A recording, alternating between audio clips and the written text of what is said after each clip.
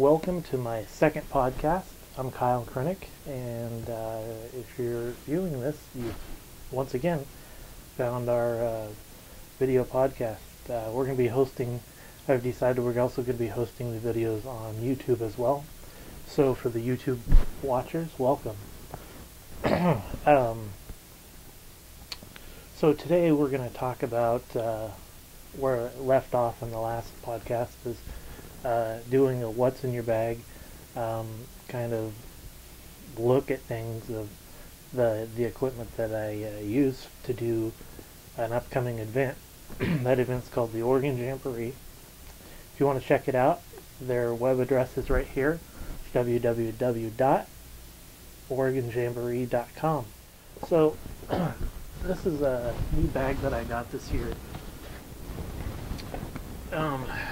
It's from Dilsey, which is the brand.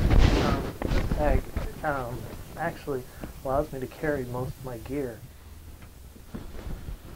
So, one of the most important parts of photographing is having your camera. So, I have two bodies. I have a Minolta 70, which was my first digital SLR camera, and I still use it today. Love it.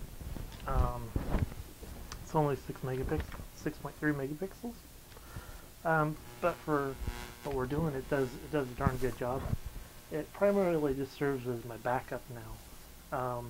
But the one thing that I like about this camera is it has a timer built in that I can set intervals. I can go from an interval of 30 seconds every shot. It'll automatically shoot for 30 seconds for up to, I think it's 280 frames. Now, you might be, well, why would you want to do that? Well, what I've been doing is, I've been doing time-based photo work with it and turning it into a video. So you get almost like a high-resolution video, or HD video. I started doing these with weddings. It was mounted at the back, and let it start ripping every 30 seconds. People start filling in, so then you get this animated movie of people flowing in. You get the bride coming down the aisle. You get the whole wedding ceremony from beginning to end.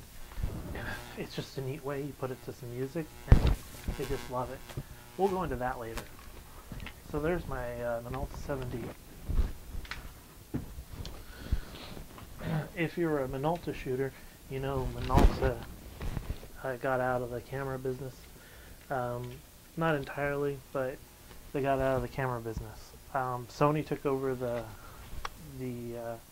Minolta camera systems, I guess you want to call it, or whatever, but they came out with their Alpha line, which will take all the Minolta lenses, flashes.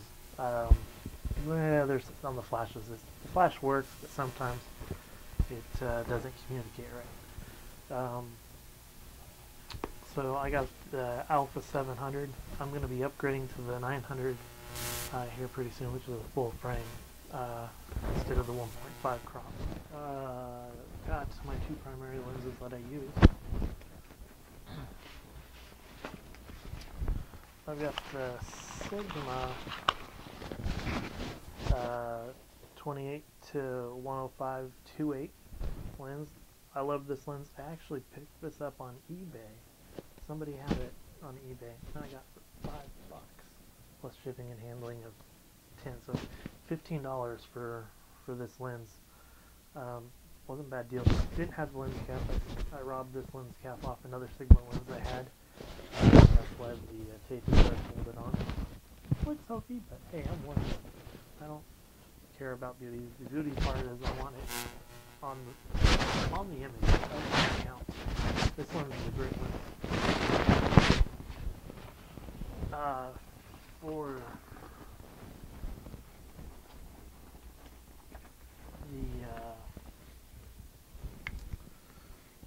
For my widest angle lens, I've got just the stock lens that came with the Sony, which is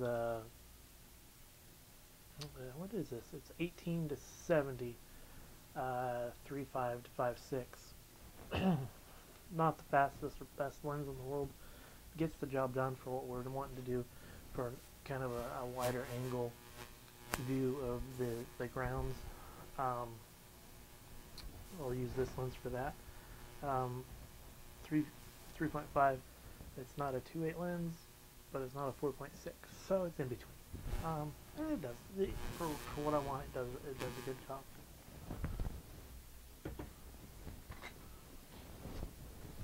Then I have my Tamron 70-200 2.8, and let me tell you, I had a hard time choosing which 70-200 to go for.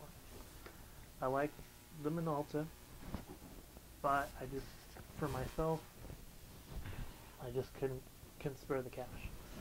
So I did a lot of reviews between the Tamron and the Sigma. Now, the Tamron got just as good reviews as the Sigma. The one down thing that the Tamron did have was that its focusing was a little bit slower.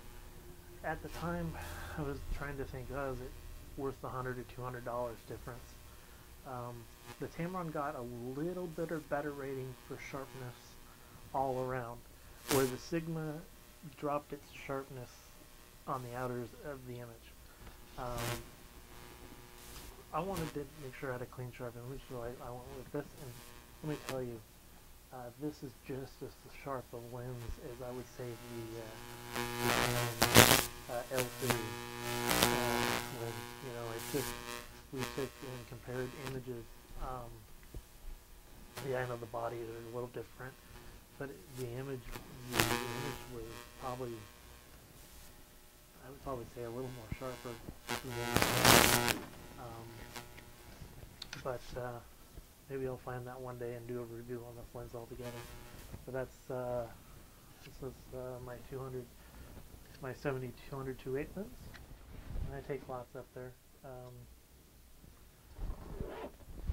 This bag doesn't have a room for my laptop, for my 13-inch MacBook Pro, so I have another bag for that. And what I take in that is obviously my MacBook Pro, external hard drive to dump images onto. So I'm putting images into two places. One, I'm putting images into my MacBook when I upload them, and then I'm also putting them on the external hard drive. Why would I do that? Some might think it's obvious, some might not. The reason why is one hard drive goes down, I've got another hard drive of those images, and they're not bought. And when it comes time to post-produce, I have the images. One way or another, I have them. So that's this video, and stay tuned for another one.